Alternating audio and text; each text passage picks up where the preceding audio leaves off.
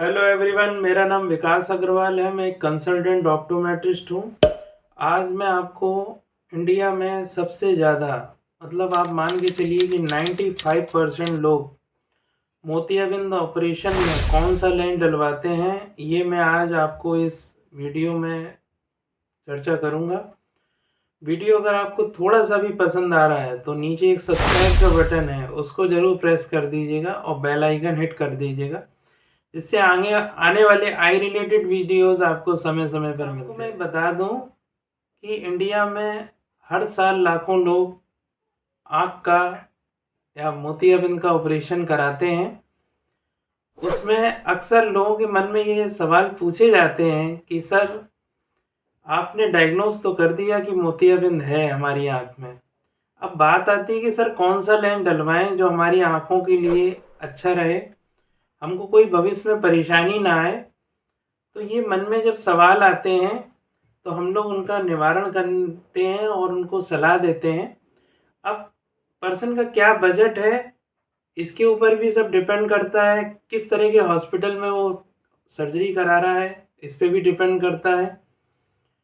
तो ऑपरेशन कई टाइप्स के होते हैं। होता क्या है कि जब हम लोग आँख की सर्जरी कराने जाते हैं तो कई सारे रेट लिस्ट वहाँ पे रख दी जाती है।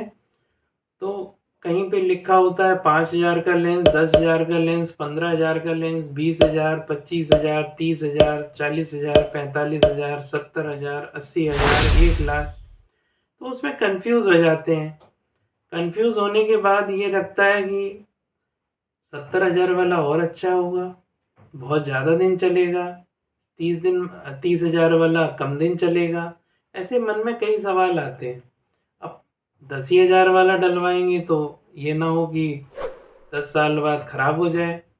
तो आपको इस वीडियो में यही चर्चा करने जा रहा हूँ। सबसे पहले तो मैं ये बता दूँ कि जो एक नॉर्मल आम इंसान है, जिसकी नॉर्मल जो दिनचर्या है कि बस उसको धुंधला दिख रहा है, ज़्यादा उसको कंप्यूटर का वर्क नहीं है, ज़्यादा मोबाइल का वर्क नहीं है, और वो ये चाहता है कि मेरी दूर की नज़र साफ हो जाए।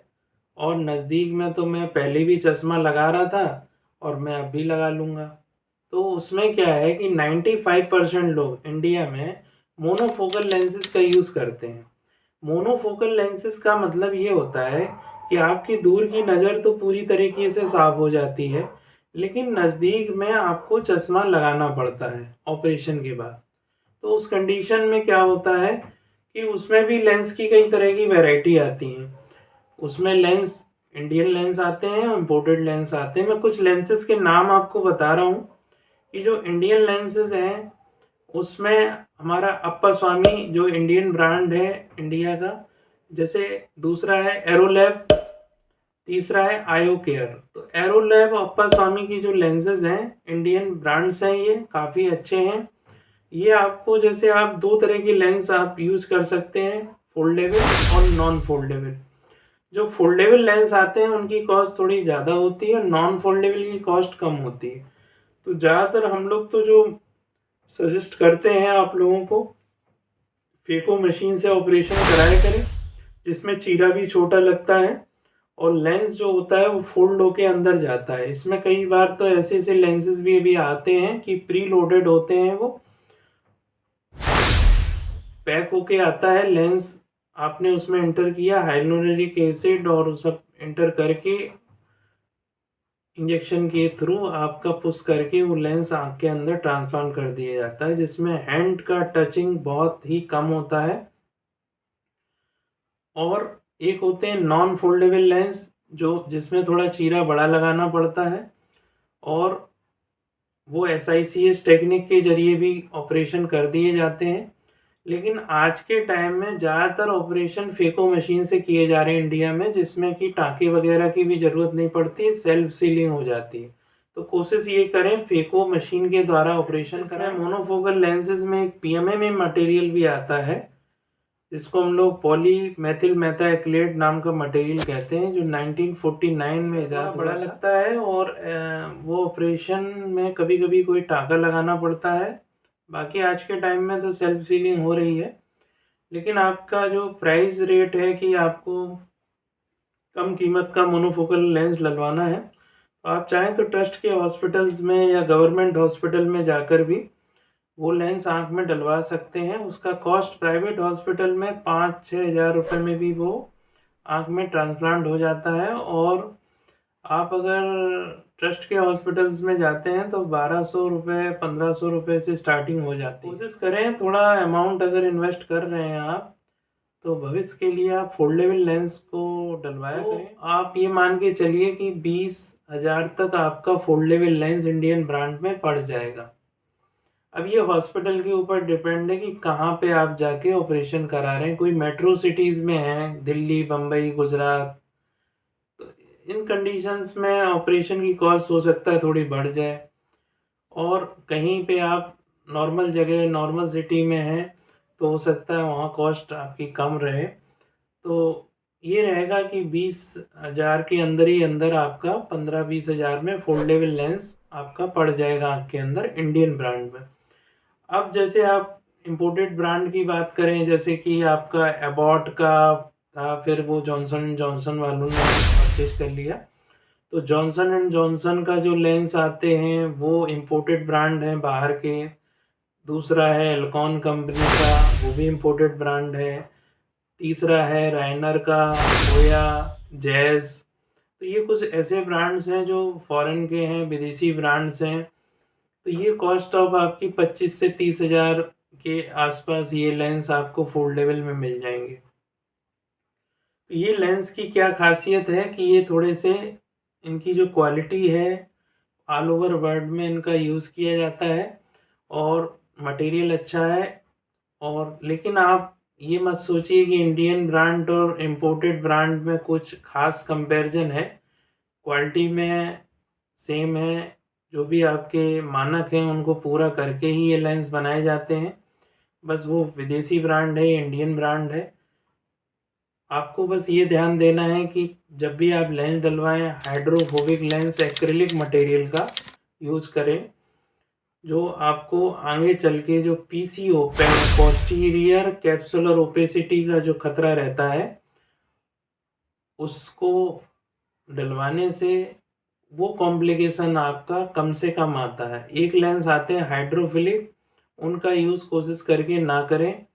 और अगर आपके पास थोड़ा पैसा है ठीक ठाक, तो आप ब्रांड में ही जाएं, इम्पोर्टेड ब्रांड लें, जैसे कि एल्कॉन का एक्रीसॉफ IQ करके मोनोफोकल लेंस आता है, आप चाहें तो गूगल कर सकते हैं। और टेक्निस, एबॉट कंपनी का टेक्निस लेंस आता है मोनोफोकल में, तो ये लेंस आप डलवाएं।